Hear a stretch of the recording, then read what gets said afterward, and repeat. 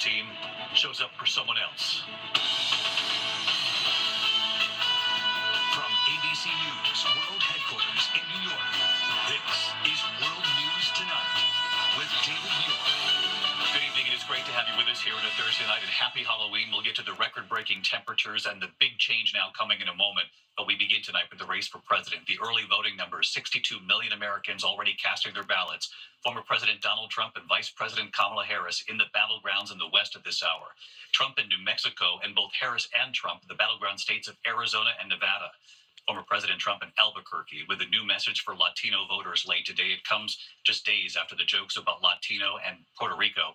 And Trump tonight reaching out to Latino voters, saying he believes he can win in New Mexico. He also talked about bringing down costs and has said that Elon Musk would have a role. Elon Musk now saying Americans should brace for temporary hardship. Tim Walz responding to that tonight. And in Wisconsin last night, Donald Trump saying he will protect women, quote, whether the women like it or not. Tonight, Vice President Harris in Phoenix, and Harris called those words offensive, saying women have their own authority, their own rights to make decisions about their own lives.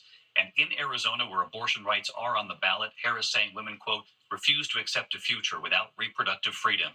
What the early voting shows so far, the gender gap, more women than men voting so far. We have both campaigns, of course, covered tonight, beginning with ABC's Mary Bruce on the Harris campaign in Las Vegas.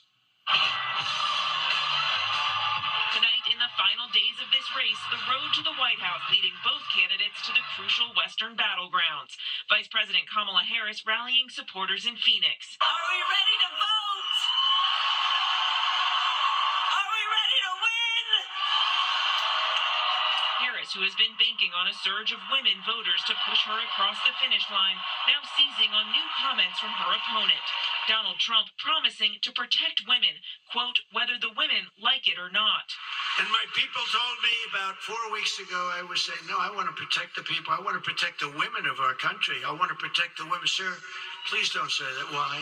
They said, we think it's very inappropriate for you to say. I said, well, I'm going to do it whether the women like it or not. I'm going to protect them. Today, Harris calling those comments offensive. It actually is, I think, very offensive to women in terms of not understanding their agency, their authority, their right, and their ability to make decisions about their own lives, including their own bodies. And this is just the latest on a series of reveals by the former president of how he thinks about women. In Phoenix tonight, Harris also zeroing in on the issue of abortion, a focus of her campaign.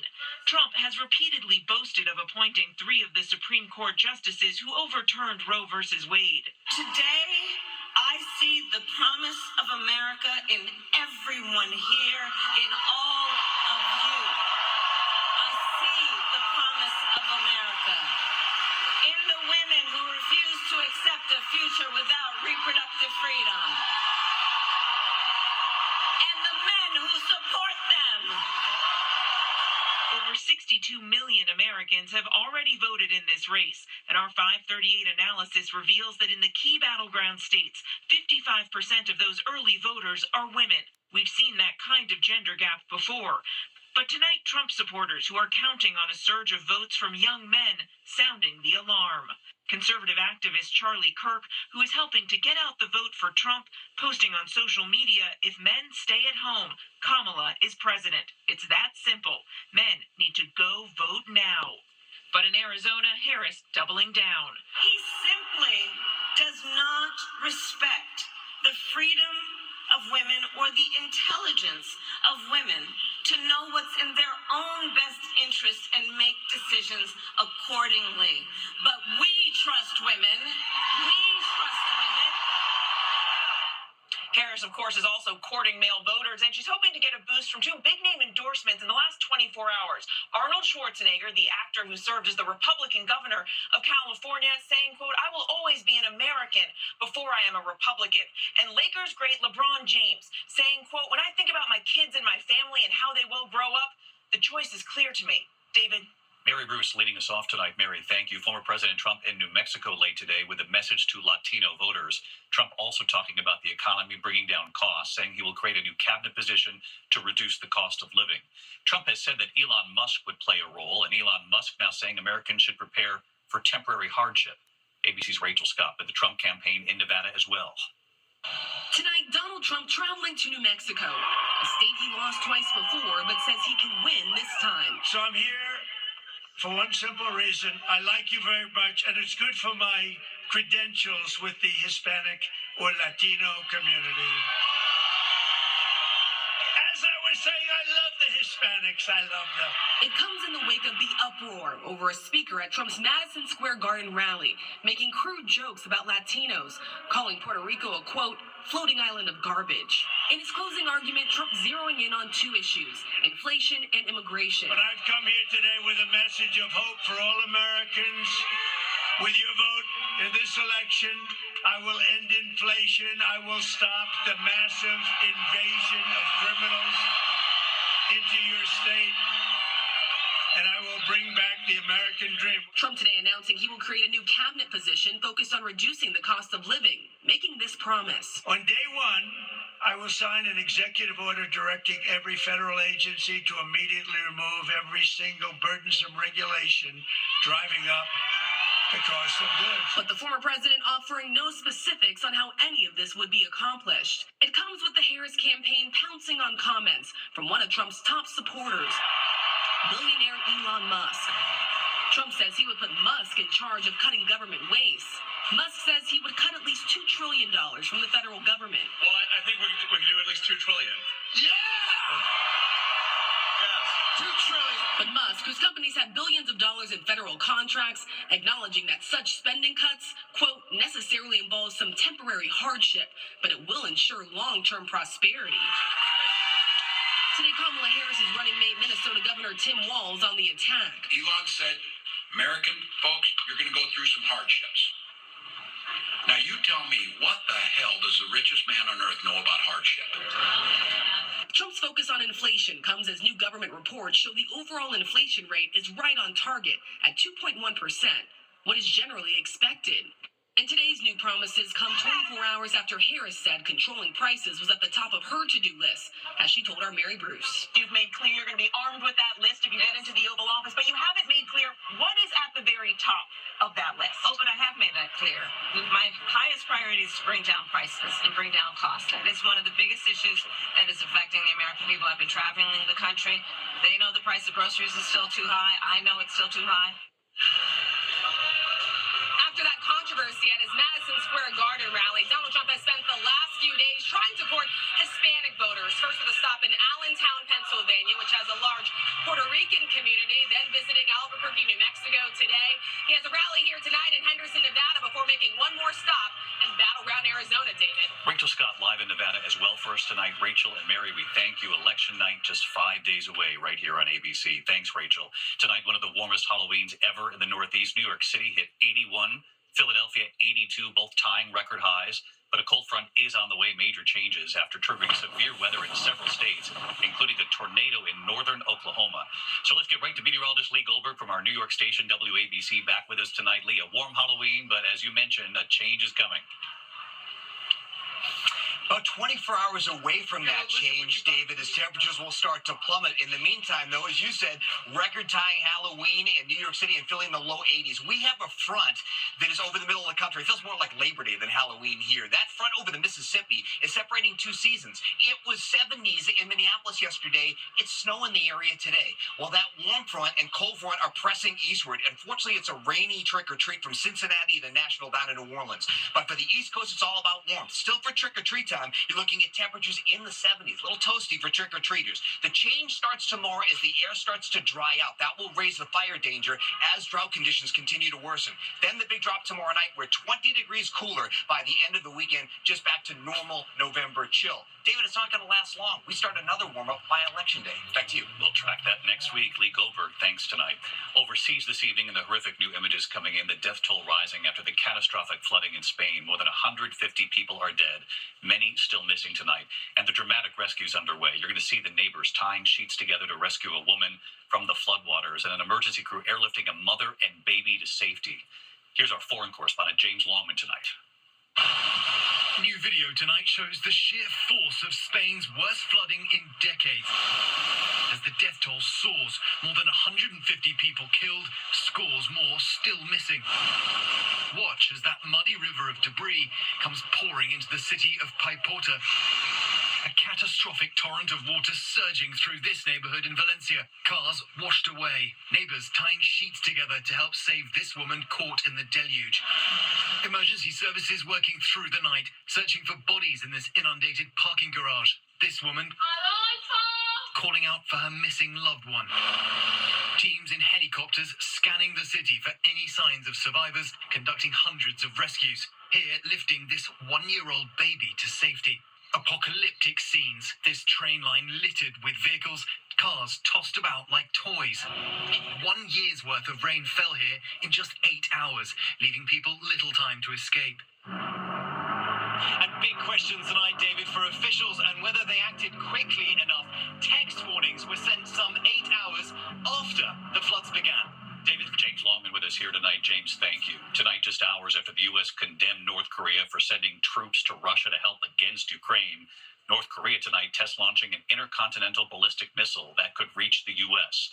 Here's Martha Raddatz. Tonight, a dangerous provocation. For the first time in nearly a year, North Korea launching an intercontinental ballistic missile capable of reaching deep into the U.S. that the Japanese say set a flight record. This video believed to show the test missile then splashing into the Sea of Japan.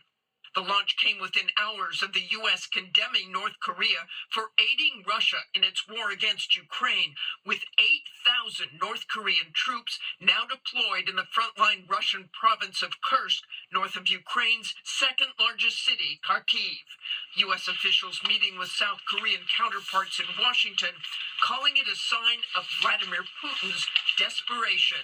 Russia has been training DPRK soldiers in artillery, UAVs, basic infantry operations, including trench clearing, indicating that they fully intend to use these forces in frontline operations. Ukrainian intelligence telling ABC News this video shows North Korean soldiers in Russia. Make no mistake, if these North Korean troops engage in combat or combat support operations against Ukraine, they would make themselves legitimate military targets. Despite those tough words, the provocation is expected to increase with a possible nuclear test in the coming days, and according to a U.S. official, the expectation of many more North Korean troops. David? The administration watching this closely, just days until the election here in the U.S., of course. And Martha, while I have you tonight, another story breaking at this hour. The U.S. Army now says it's investigating the 4-star general in charge of U.S. Central Command. What do you know?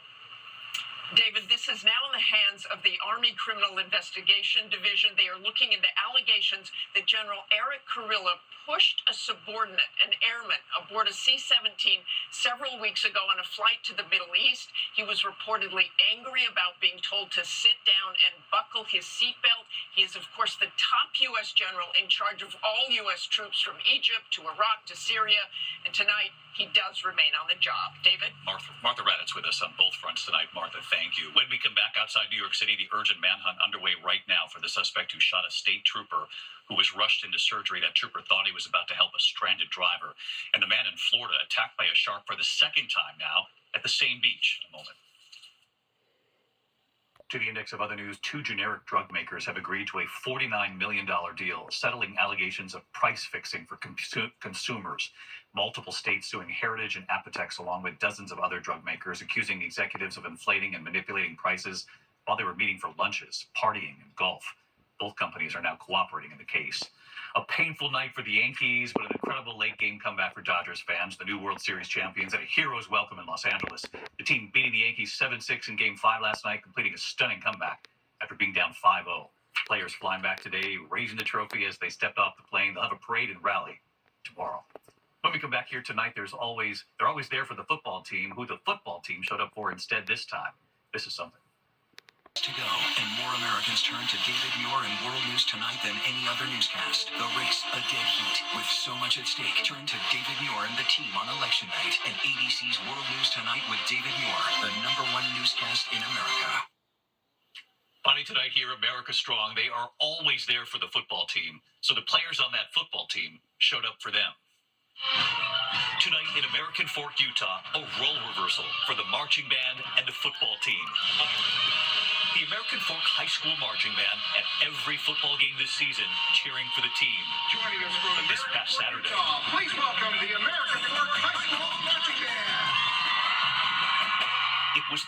now competing, taking to the field at the Mount Timpanogos Marching Band Invitational. And in the stands this time, the American Fork football team, one by one, each player taking their seat in their uniforms. This time, they were doing the cheering. The marching band performing, the xylophones, the color guard, the tubas. And look at the trombone. It's a tradition the football team started 6 years ago. Hey, David. Football coach Aaron Bem. It's been amazing for our kids to go over and support them and see what they do. They work just as hard as we do, and it's just great for our community to go and support one another. The band supports us at games, and we love to go and support them. Hey, David. Taven Jensen, the center on the team. They come support us at all of our games. It's important for us to show our support for them and how much they accomplish, how much their hard work means. And the American Fork High School marching band at practice today, moved by the support. Hello, Dave. Drum major Jared Rajwapman. We're so grateful for the football team and the endless support that they've given to us over the years. Go Cavemen. And listen to this. That marching band now ranked the #1 high school marching band in Utah. And that football team is their cheering squad.